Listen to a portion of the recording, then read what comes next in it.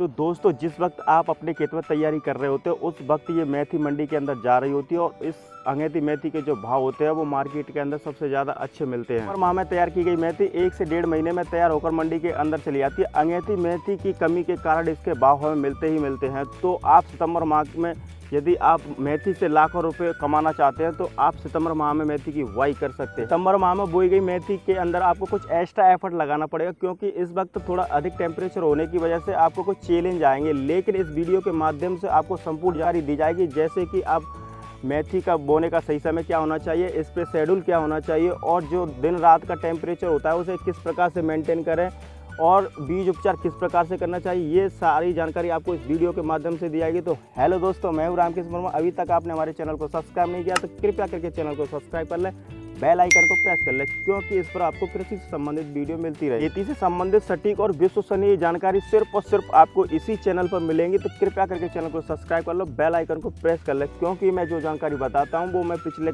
लगभग 10 सालों से कृषि के क्षेत्र में सीखता है, वही जानकारी आपको शेयर करता हूँ। तो दोस्तों अब बात करते हैं कि अंगेती मेथी बोने का सही और सटीक समय क्या होना चाहिए। तो अंगेती मेथी बोने का सही और सटीक समय होता है सितंबर माह के। यदि आप प्रथम सप्ताह में अंगेती मेथी की बुआई करते हैं तो जब भी आपकी मेथी तैयार होकर मंडी के अंदर जाएगी तो आपको निश्चित तौर पर उसके भाव वो बढ़िया मिलेंगे ही मिलेंगे। सितंबर माह में बोई गई मेथी के अंदर आपको उत्पादन थोड़ा कम मिलेगा, लेकिन इसके जो रेट होते हैं वो आपको 100 रुपये से लेकर 120 रुपये के रेट मिलते हैं।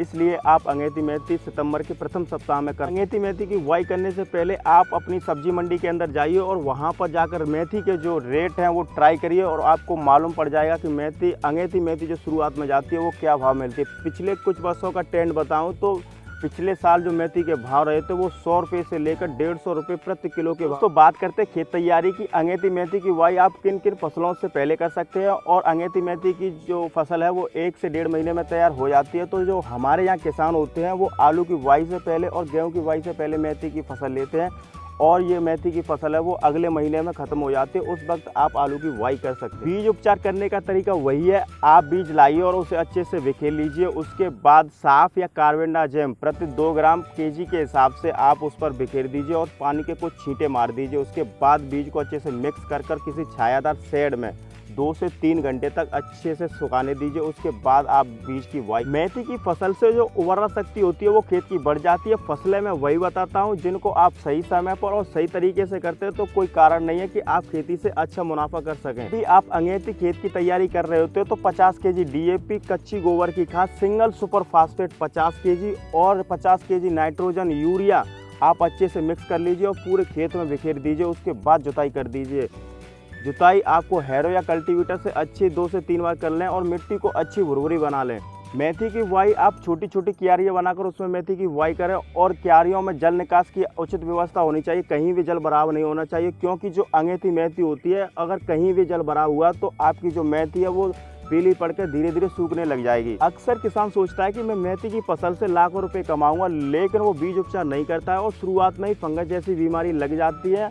मेथी की बुआई करने का सही तरीका, आप मेथी का बीज आप छिटक विधि से ही आप अपने खेतों में बुआई कीजिए और बुआई करने के बाद इसमें आप पानी लगा सकते हैं।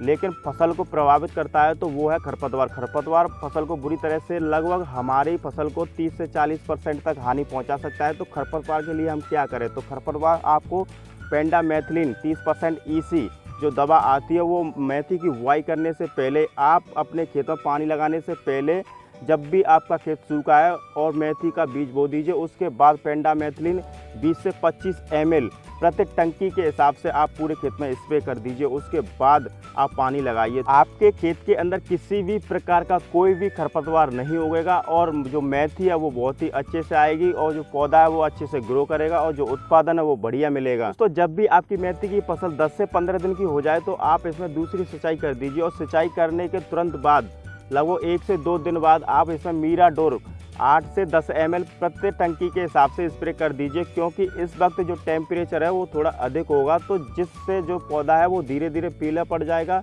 और वह सूखने की स्थिति में हो जाएगा, क्योंकि यह समस्या अगेती मेथी में जरूर आती है। तो दोस्तों, जब भी आपकी फसल 10 से 15 दिन की हो जाए तो आप इसमें दूसरी सिंचाई कर दीजिए। लेकिन आपको ध्यान रखना है, जब भी दूसरी सिंचाई करते हैं तो उस वक्त जो मेथी के पौधे होते हैं, अगेती मेथी के पौधे होते हैं, उसमें जड़ गलन, फंगस जैसी बीमारियां आ जाती हैं। तो इसको आप किस प्रकार से रोकथाम कर सकते हैं? तो इसके लिए आप मीराडोर 8 से 10 ml प्रति टंकी के हिसाब से आप अपने खेत में स्प्रे कर दीजिए। तो यकीन मानिए कि इस दवा के प्रयोग से जो आपका पौधा मर रहा है या पीला पड़ रहा है वो रुक जाएगा और आपका जो उत्पादन है वो भी काफ़ी बढ़ जाएगा। दोस्तों, जब भी आपकी मेथी की फसल 20 से 25 दिन की हो जाए तो उस वक्त पौधे को जरूरी न्यूट्रिएंट्स देना होता है और पौधे को नाइट्रोजन की आवश्यकता होती है। तो इसके लिए आप ह्यूमिक एसिड के साथ 30 kg नाइट्रोजन आप यूरिया के माध्यम से मेथी की फसल में लगा सकते हैं, जिससे कि जो पौधा है उसका कलर हरा हो जाएगा और पौधा अच्छे से ग्रो करके बहुत ही जल्दी